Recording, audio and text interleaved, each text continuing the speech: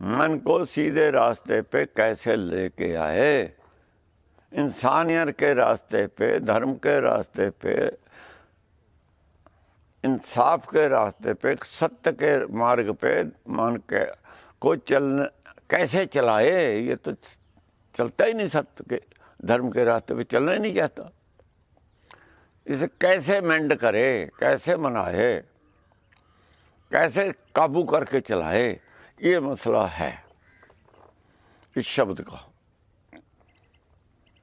अब उसने माला फेरी, धर्म धारण किया, उस 3-4 शब्द हैं, उससे मसला हल नहीं हुआ। तभी उन्हें कहता कबीर, ये मुंडिया क्यों ना मोयो, मेरा मन क्यों नहीं मिल रहा, ये बताओ। तुम कहते थे माला फेरो ये मन जीत लोगे तुम, ये मन मर जाएगा, ये क्यों नहीं हो रहा। माला फेरने से किसी का मन मरा ही नहीं आज तक, किसी ने राम कथा कही नहीं। खैर वो लंबा शब्द है, वो जो शब्द करेंगे सारी विचार उसमें आ जाएगी, क्योंकि एक शब्द में दूसरा लिंक है, दूसरे में तीसरे का लिंक है, ये लिंकड है सारी वाणी, इसीलिए समझ में नहीं आती। एक शब्द को विचार करने के साथ 20 और खड़े हो जाते हैं सवाल, वो अलग अलग शब्दों में हैं, तो उनके का उन जब वो पढ़ेंगे और 10-10 सवाल खड़े हो जाएंगे, फिर और शब्द हैं। सारी व्याख्या समझ के ही पता लगता है कि बात असल में है क्या। यहाँ कुछ विचार करेंगे, पता लगेगा कि धर्म होता क्या है।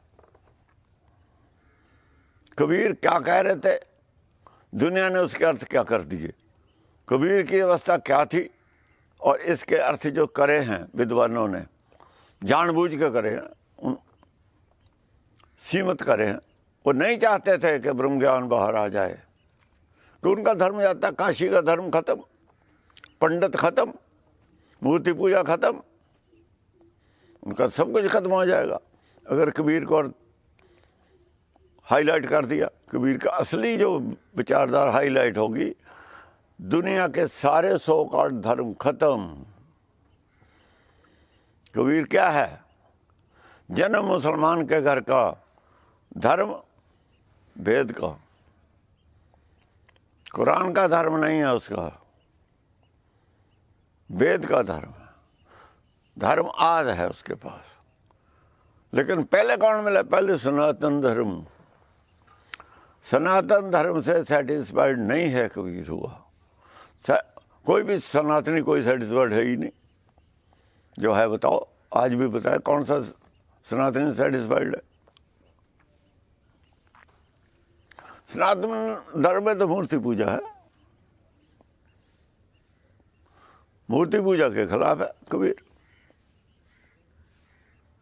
लेकिन उन्होंने रड़गट कर दिया लोगों के लिए। लोगों को कौन सा पता है धर्म का, जैसे बता दें वैसे सुन लेते हैं बेचारे। क्यों ली जाए गढ़बंका भाई, अब कैसे लिया जाए। नाड़ा का धर्म फेल जब हो गया, उसको कुछ चारा नहीं रहा, फिर उसने कहा अब क्या करूं। फिर मगहर के कुछ जो लोग थे, जिनसे इसका संपर्क था, उन्होंने कहा हमारे पास चलो, हमारे ग्रंथों में ये है इलाज, लेकिन हमें समझ नहीं। जैसे हमारे सिख कहते हैं कि आज के सब हालात का गुरबाणी में इलाज है, लेकिन इतनी बात नहीं कहते कि हमें ज्ञान नहीं। इलाज है तो करो, करते क्यों नहीं। जब जो लोग ये कहते हैं कि गुरबाणी में हर मर्ज का इलाज है, फिर तुम करते क्यों नहीं। ये नहीं कहते कि ज्ञान हमें भी नहीं, ये बेईमानी है। क्यों कहें, यहाँ से बच जाते हैं। बहुत शातिर हैं, धार्मिक आदमी शातिर बहुत होते हैं। फिर भैया अगर है तो करो, करते क्यों नहीं तुम। इलाज है, क्या करें, ज्ञान तो है नहीं उसका किसी को। तुम्हें ज्ञान है, तुम सीखो, तुम्हें ज्ञान क्यों नहीं। अगर तुम्हें ज्ञान नहीं तो कहते क्यों हो इलाज है। जब तक तुम इलाज नहीं कर सकते तुम कह भी नहीं सकते कि इलाज है। इलाज है तो करो। ये सब लोग छात्र हैं। कबीर ने बीच के लिख दिया था ना पहले, सब धर्मों को, सनातन धर्म का सब धर्मों के खिलाफ है वो। 100 काल धर्मों की पोल खोल दी थी उसने कि तुम्हें ये तो पता है ये गलत है, ये गलत है, ये गलत है, अब ठीक क्या है इसका ज्ञान नहीं है। ठीक उसमें लिखा हुआ है, तुम्हारी समझ में आ जाएगा। कबीर जी वहाँ चले गए, स्टडी किया तो वहाँ उन्हें समझ आ गई। लिखा भी है उन्होंने, पहले दर्शन मगर पायो फुन कांशी बसे आई। पहले मुझे ज्ञान जो हुआ है, आत्मदर्शन हुआ है, मगर नारद जी ने जो बसाया था बस जगत तपस्या, ये नारदी भक्ति है। गुरबाणी नारदी का मतलब किसी आदमी की भक्ति, नारद जो दरगाह में कबूल है, दरगाह में बाकी सारी भक्तियां रद्द हैं। जितनी भी और भक्तियां सब रद्दी की टोकरी में चली जाती हैं, कबूल नहीं है दरगाह में। ये भक्ति दरगाह में कबूल है, ना रद्द है, नहीं रद्द की जा सकती कहीं भी, ना कोई यहाँ रद्द कर सके ना इसे वहाँ कोई रद्द करे। वहाँ उन्होंने तो बताई है, उन्होंने तो दी है, उनकी तो देन है, रद्द क्यों होगी? भेजी उन्होंने, वहाँ रद्द कैसे होगी? यहाँ रद्द करो, जो मैंने कहा अर्थ करे यहाँ को रद्द करो। जितने धर्म को रद्द करके दिखाओ।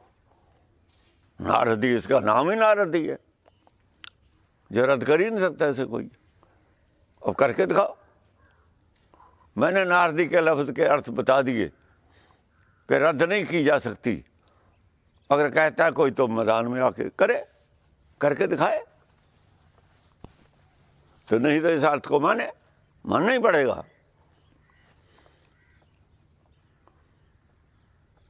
तो उन्हें समझ आ गई। फिर वो काशी में आए हैं। फिर जो इनका गुरु था ना रामानंद, उसको जब बताया वो भी मान गया, ईमानदार आदमी था। वो भी मंदिर जाना छोड़ गया। उस शब्द में लिखा हुआ है, वो कबीर, यहाँ हमारे गुरु चेला नहीं होता, इस वक्त में गुरु परमेश्वर ही है। यहाँ साक्षी होता है, गुरुदेव होता है, ज्ञान देने वाला टीचर होता है। जब समझा दिया उसे, उसने भी छोड़ दिया। उसका एक शब्द है गुरबाणी में, गुरु ग्रंथ साहब में। तो जो लोग ये कहते हैं कि रामानंद उसका गुरु तक गलत बोल रहे हैं, बकवास कर रहे हैं, वो बेईमान लोग हैं। वो अब भी जो कह रहे हैं, अगर वो कहते हैं है तो साबित करें। मेरे पास आए साबित करें। ये एकेडमी बन गई, यहाँ और भी धर्म आ जाएंगे, बैठेंगे, साबित करके दिखाएं। ये तो वो जगह हमने बनाई है जहाँ सबका पहलवान नहीं होगी, अखाड़ा होगा, पहलवान आएंगे, कुछ दंगल होगा, ज्ञान का दंगल होगा, ज्ञान चर्चा होगी, डिस्कवरी होगी, असली धर्म की खोज होगी। जिसके पास सत्य है आए बताए। शायद हमारे पास कुछ कमी हो, उसके पास अच्छा है, अगर हम मानेंगे, क्यों नहीं मानेंगे? अगर और भी डेवलपमेंट इसमें हो सकती है जो हमने कहा है, तो हमें ऐतराज़ क्या है डेवलपमेंट करने का?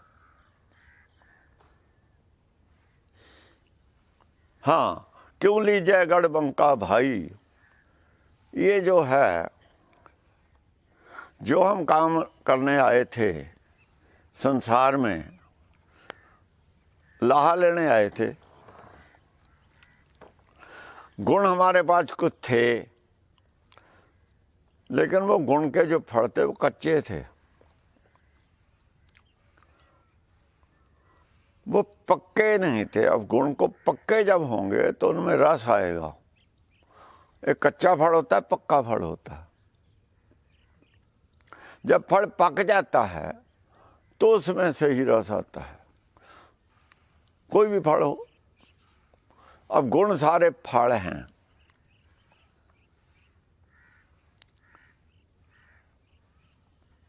सारे गुण पक जाएंगे जब, तो उनमें से जो रस निकलेगा वो नाम का रस है। सब गुणों का जो रस होगा ना, अपगुण नहीं होगा कोई उसमें। अवगुण और अवगुण दोनों हैं हमारे साथ। अब जब अवगुण और गुण हम निचोड़ते हैं, ये जो कथावाचक हैं उनमें अवगुण भी हैं, अब जो निचोड़ देते हैं उनमें अवगुणों का रस भी है, गुणों का भी है, मिला जुला रस है। ऐसे ही सारे धर्मों में है रस जो दे रहे हैं। ग्रंथों में नहीं है, कुरान में नहीं है। कुरान में कुछ और है, लेकिन जो कुरान के अर्थ करने वाला उसमें अवगुण है। कसूर अर्थ करने वाले का है, कुरान का नहीं है। यहाँ गुरबाणी का नहीं है, गुरबाणी में ठीक है, जो अर्थ करने वाला अवगुण उसके पास है। जब वो तत्व निकालता है तो उसके अपने जो अवगुण है उनका तत्व भी उसमें मिक्स होकर चला जाता है। जब अवगुण नहीं रहेगा अंदर कोई, तो तत्व आएगा गुणों का। फिर ये गुण वाणी है सारी। गुरबाणी को गुण वाणी कहा है। गुणों का रस जो आएगा, जब आएगा रस वो निकाल सकता है जिसके अंदर गुण ही होंगे, अवगुण नहीं होगा। नहीं तो उसके अवगुण का रस उसमें मिल जाएगा, अपने अवगुण का रस मिलेगा।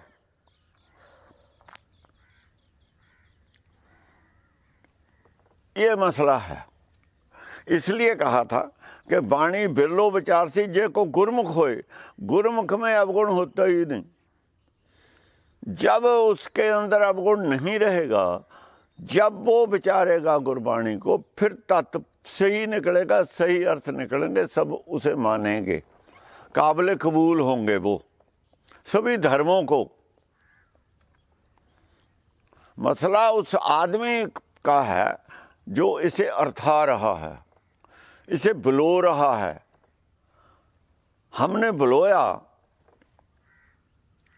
दही को, मेरे हाथ गंदे हैं। जब मैंने मक्खन निकाला अपने हाथों से, मेरे हाथ की गंदगी मक्खन में मिल गई। मेरा चित्त और मन गंदा है, यही हाथ है। गंदगी तो मेरे मन की मिली है, उसमें मक्खन में गंदगी नहीं थी। मैंने हाथ साफ नहीं किए अपने, मेरे खुद के हाथ साफ नहीं हैं, तो वो मक्खन जो ताता गंदा दे रहे हैं, हम लोगों को खड़ा रहे हैं। संतों माखन खाया, जो तत्व निकाल के दिया जा रहा है गुरुद्वारों में, स्टेजों पे, वो उसमें गंदगी उनकी अपनी गंदगी है, बोलने वालों की। उनके हाथ साफ नहीं है, उनका मन साफ नहीं है, गंदगी वहां से आ रही है। गुरबाणी में क्या दोष है? तो ठीक है, सहज अवस्था उनको नहीं है।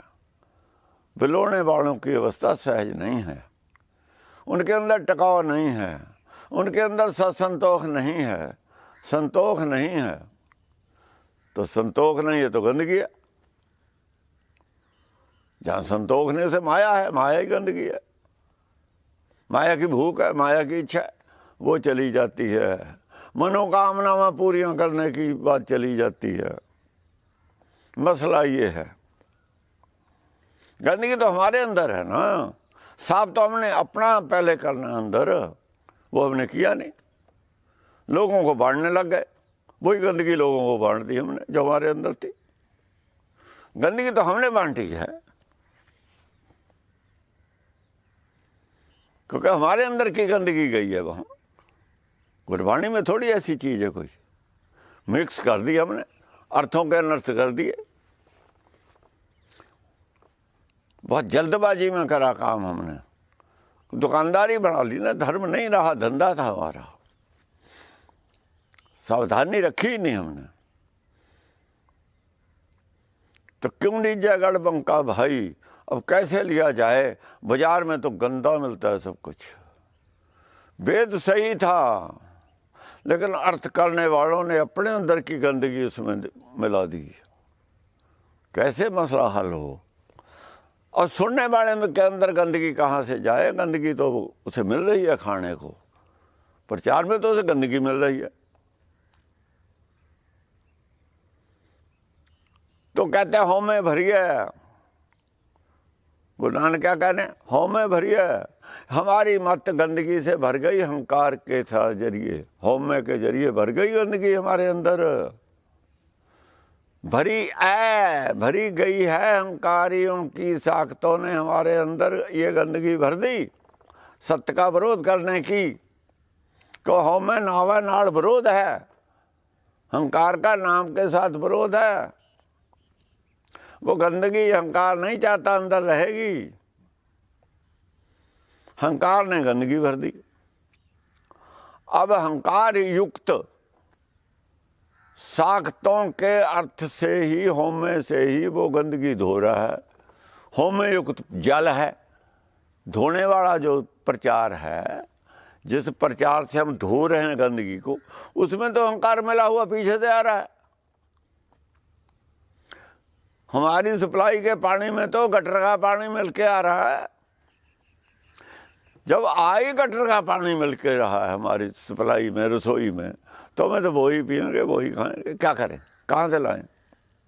ये गटर का पानी भी आ रहा है, गटर उनके अंदर है, अहंकार का प्रतीक है।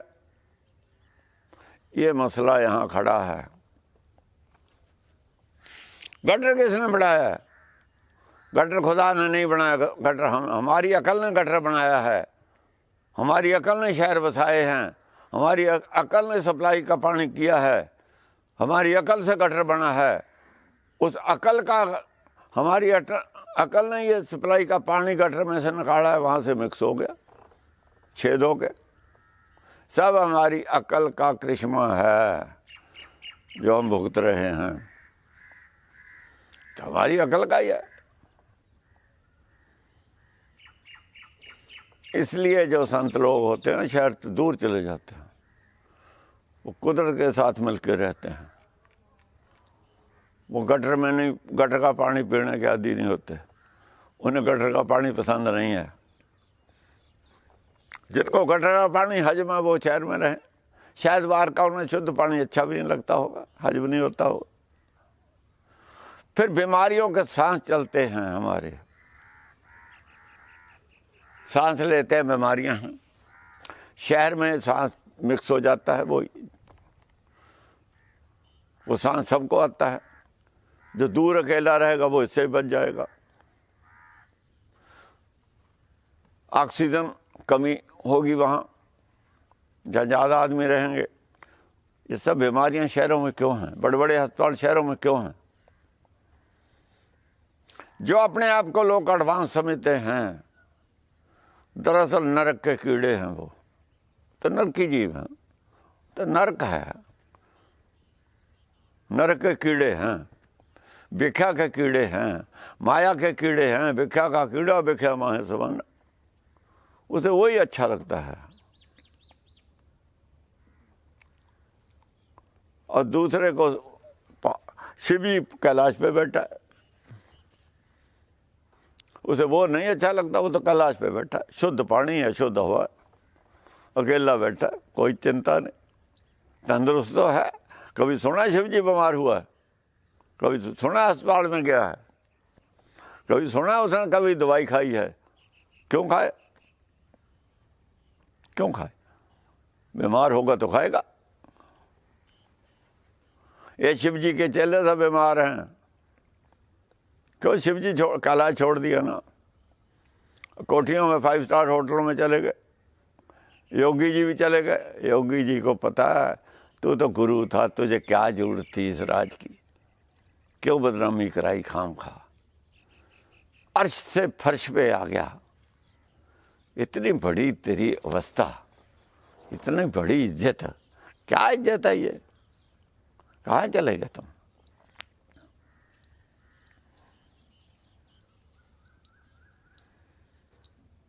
कहाँ? त्याग में जो मजा है, राज में मजा कहाँ है? त्याग का आनंद जो है राज में नहीं है।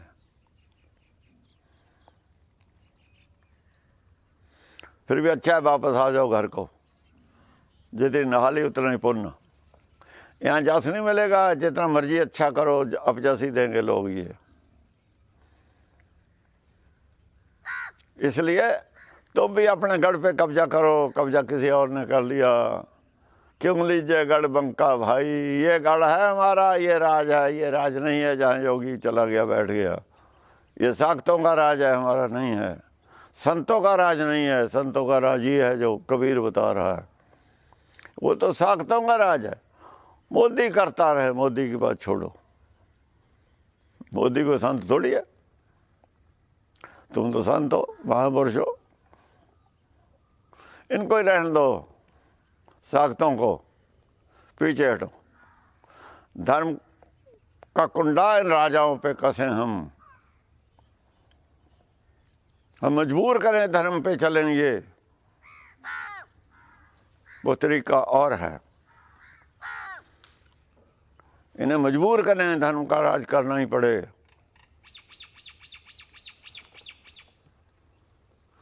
मजबूर करें अदालतों को, ब्यूरोक्रेसी को इंसाफ करना पड़े। जो कानून में कमियां उन्हें दूर करें। धर्म की बहुत बड़ी ताकत है, उस ताकत को इकट्ठी करो। इन्हें मजबूर करो कि पब्लिक के साथ इंसाफ हो। नहीं तो राज ये पब्लिक को अपने साथ जोड़ो। जब चाहो पढ़ दो, वोट का राज है, फिर ये ठीक हो जाएगा सिलसिला। आप राज करने से तुम कुछ नहीं कर पाओगे। परमेश्वर राज आप नहीं करता, करवाता है। शिव राज खुद नहीं करता, इस तरीके से नहीं करता, करवाता है।